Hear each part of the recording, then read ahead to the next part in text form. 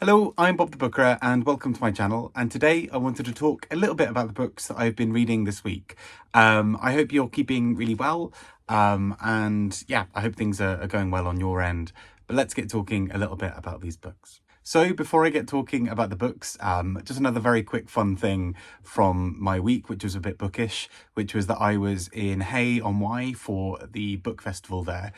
So for those outside the UK, Hay on Wye is a small village in Wales, sort of near the border with England, and it is a village that is fairly famous for having quite a high volume of bookshops for its size.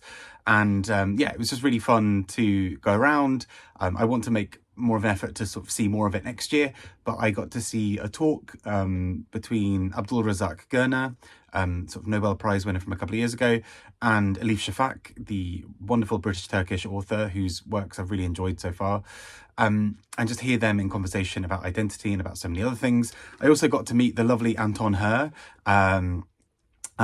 author, translator, general lovely man, and had a really nice conversation with him for a bit as well. So he's recently been the International Booker Prose judge, and it was just nice, just more broadly, just to have a chat with him, to get a copy of his book and get it signed as well. It's a very good book. I do highly recommend it. And yeah, just broadly float around and be bookish in that place as well. So really fun time. And I'm hoping to go back properly next year. But with that all in mind, let's go back to talking about the books. So first up this week, I read The Lamb by Lucy Rose. And I really was completely blown away by this, by just completely not what I expected it to be as well. So the premise of the story is that you have a young girl called, I think, Margot, and she and her mother, who's just referred to as Mama for most of the book, they live in this small area, in this small little house, and there's a sense that their life together is quite difficult and different. They intentionally are trying to keep secrets from other people. And what that secret turns out to really be is cannibalism. And so the book is often about this odd little place where essentially in their little house, occasionally they have people visiting who are referred to as strays. And these strays are people who essentially just, maybe they're invited in, maybe they're given some food or some wine or something else, but eventually they end up becoming dinner. And the book talks about this in this really interesting way because Margot is quite a young girl.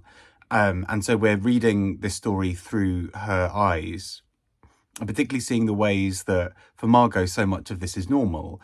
She's grown up in a situation where watching her mum invite someone in, wine and dine them, then kill them and eat them is a kind of normal part of life. And so we follow this book with almost this sense of humour about it. It's almost funny if it wasn't so bleak, their life together.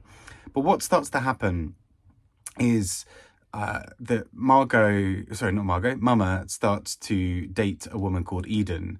And this changes things for the family dynamic, because essentially what starts to happen is that Margot feels increasingly excluded from what's going on.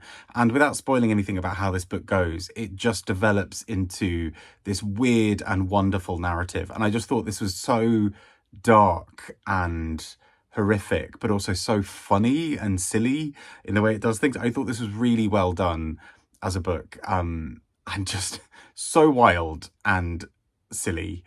So I really greatly enjoyed this. And I think the character of Margot is so interesting in this book because she is just trying to understand the world and also trying to understand what it means to keep secrets, because her mum is telling her, well, you can't do this, you can't tell anybody. But at the same time, she starts to befriend the bus driver and starts to wonder if he is potentially the route out of all of this. So yeah, a really special and very odd book, but a really interesting one nonetheless. Next, for something very different indeed, this is Penelope Fitzgerald with Human Voices. And frustratingly, the little price sticker I had on this, but when I tried to take it off, just took off the face of this person in the painting. But Human Voices is a book about the BBC, and particularly during wartime.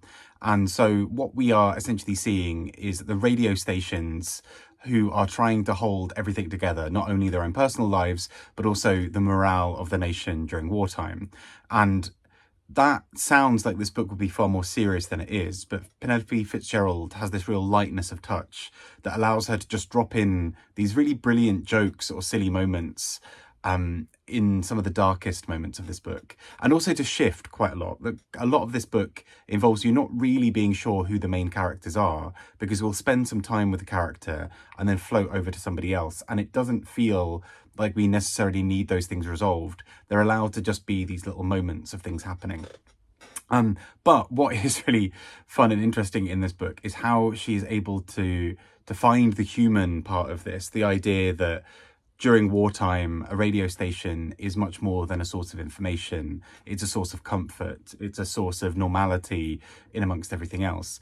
And so you have characters, for example, who are rushing around in the background to make a radio show happen, even though in the grand scheme of things, that doesn't seem like the war effort, but it's doing something towards the morale of the nation at war.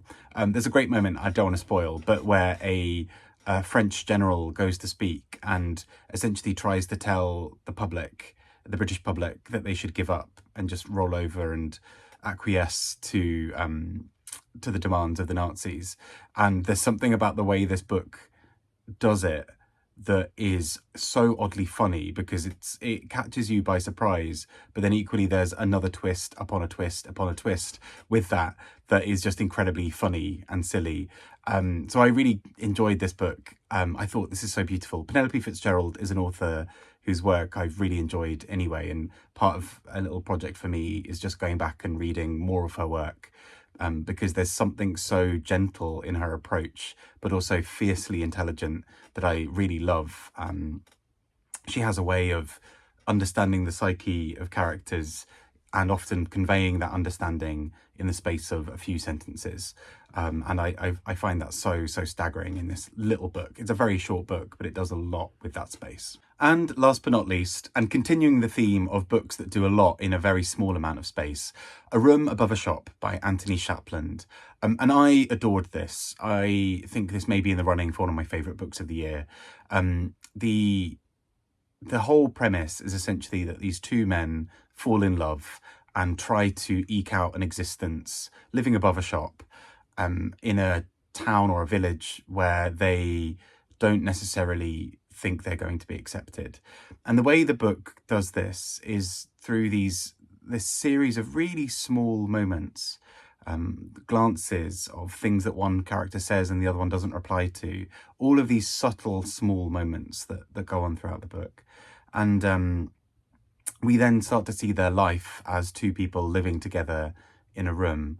And it's so special, because what we see is just the ways that they are trying to hold on to each other, to hold on to this love that is blooming between them. But all the while, it's a secret, it's a hidden thing inside this village, inside this town, or whatever it is. And they are okay with that, about their relationship for the most part existing only within the four walls of that room. And yet there's something so deeply profound about the way the book does this, because the whole book is so quiet. Without spoiling anything, there is a moment in the book where about 3 or 4 dramatically large things happen in one of the characters' lives, and it all happens over about 3 or 4 pages. And I don't know how the author is able to convey the weight of that in those few pages. It's exceptional. It reminds me in that sense of something like Small Things Like These by I've completely blanked on her name now, but Small Things Like These, where there's something about the way the book is able to just do so much in so few sentences, to leave a lingering quiet gap that you fill in with what you think is probably going to happen. And actually, to some degree, where what you think is going to happen is potentially darker than the reality, but you can't quite help but think that's probably happened. And so I thought this was so beautiful. I just adored this. So these two men just live this very quiet, peaceful, loving life, and they watch as things around them change. There are pieces of legislation that come in. We get the first stirrings of things around HIV and AIDS, and that suddenly seems to problematize this relationship of now, are they almost radioactive to each other? Is there a risk that they are now dangerous themselves, and that the community around them, if they knew, would see them a different way? Without spoiling anything about this really fabulous little book, just the way that this book is able to round off the ending, I think, is exquisite. It just really took me by surprise, because this book is so subtle that when it does land its emotional punches, it really does do that.